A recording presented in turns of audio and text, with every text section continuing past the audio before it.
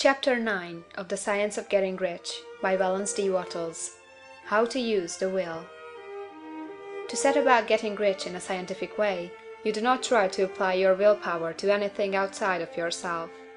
You have no right to do so, anyway. It is wrong to apply your will to other men and women in order to get them do what you wish done. It is as flagrantly wrong to coerce people by mental power as it is to coerce them by physical power. If compelling people by physical force to do things for you reduces them to slavery, compelling them by mental means accomplishes exactly the same thing. The only difference is in methods. If taking things from people by physical force is robbery, then taking things by mental force is robbery also. There is no difference in principle. You have no right to use your willpower upon another person, even for his own good, for you do not know what is for his good. The science of getting rich does not require you to apply power or force to any other person, in any way whatsoever. There is not the slightest necessity for doing so. Indeed, any attempt to use your will upon others will only tend to defeat your purpose. You do not need to apply your will to things in order to compel them to come to you. That would simply be trying to coerce God, and would be foolish and useless, as well as irreverent. You do not have to compel God to give you good things, any more than you have to use your willpower to make the sun rise. You do not have to use your willpower to conquer an unfriendly deity, or to make stubborn and rebellious forces do your bidding. Substance is friendly to you, and is more anxious to give you what you want than you are to get it. To get rich, you need only to use your willpower upon yourself. When you know what to think or do, then you must use your will to compel yourself to think and do the right things. That is the legitimate use of the will in getting what you want, to use it in holding yourself to the right course. Use your will to keep yourself thinking and acting in a certain way. Do not try to project your will, or your thoughts, or your mind out into space, to act on things or people. Keep your mind at home. It can accomplish more there than elsewhere. Use your mind to form a mental image of what you want, and to hold that vision with faith and purpose. And use your will to keep your mind working in the right way. The more steady and continuous your faith and purpose, the more rapidly you will get rich, because you will make only positive impressions upon substance, and you will not neutralize or offset them by negative impressions. The picture of your desires, held with faith and purpose, is taken up by the formless, and permits it to great distances throughout the universe for all I know. As this impression spreads, all things are set moving toward its realization. Every living thing, every inanimate thing, and the things yet uncreated, are stirred toward bringing into being that which you want. All force begins to be exerted in that direction. All things begin to move toward you. The minds of people, everywhere, are influenced toward doing the things necessary to the fulfilling of your desires, and they work for you unconsciously. But you can check all this by starting a negative impression in the formless substance. Doubt or unbelief is as certain to start a movement away from you as faith and purpose are to start one toward you. It is by not understanding this that most people who try to make use of mental science in getting rich make their failure.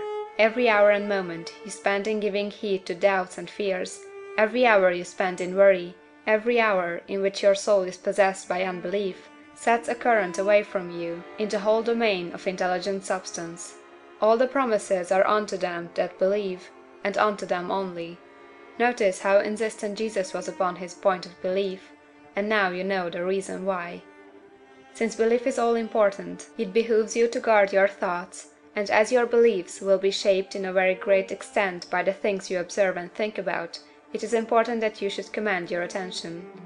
And here the will comes into use, for it is by your will that you determine upon what things your attention shall be fixed. If you want to become rich, you must not make a study of poverty. Things are not brought into being by thinking about their opposites. Health is never to be attained by studying disease and thinking about disease.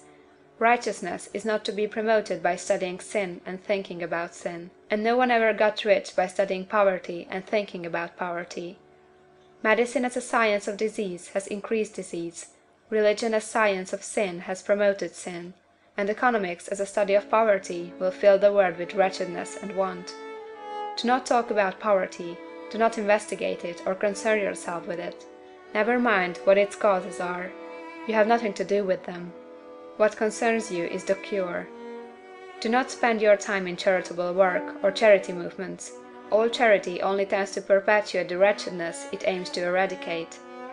I do not say that you should be hard-hearted or unkind, and refuse to hear the cry of need.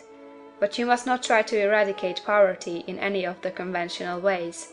Put poverty behind you, and put all that pertains to it behind you, and make good. Get rich, that is the best way you can help the poor. And you cannot hold the mental image which is to make you rich, if you fill your mind with pictures of poverty. Do not read books or papers which give you circumstantial accounts of the wretchedness of the tenement dwellers, of the horrors of child labor, and so on. Do not read anything which fills your mind with gloomy images of want and suffering. You cannot help the poor in the least by knowing about these things, and the widespread knowledge of them does not tend to all to do away with poverty. What tends to do away with poverty is not the getting of pictures of poverty into your mind, but getting pictures of wealth into the minds of the poor. You are not deserting the poor in their misery when you refuse to allow your mind to be filled with pictures of that misery. Poverty can be done away with, not by increasing the number of well-to-do people to think about poverty, but by increasing the number of poor people who purpose with faith to get rich. The poor do not need charity, they need inspiration. Charity only sends them a loaf of bread to keep them alive in their wretchedness, or gives them an entertainment to make them forget for an hour or two, but inspiration will cause them to rise out of their misery. If you want to help the poor, demonstrate to them that they can become rich. Prove it by getting rich yourself. The only way in which poverty will ever be banished from this world is by getting a large and constantly increasing number of people to practice the teaching of this book. People must be taught to become rich by creation, not by competition.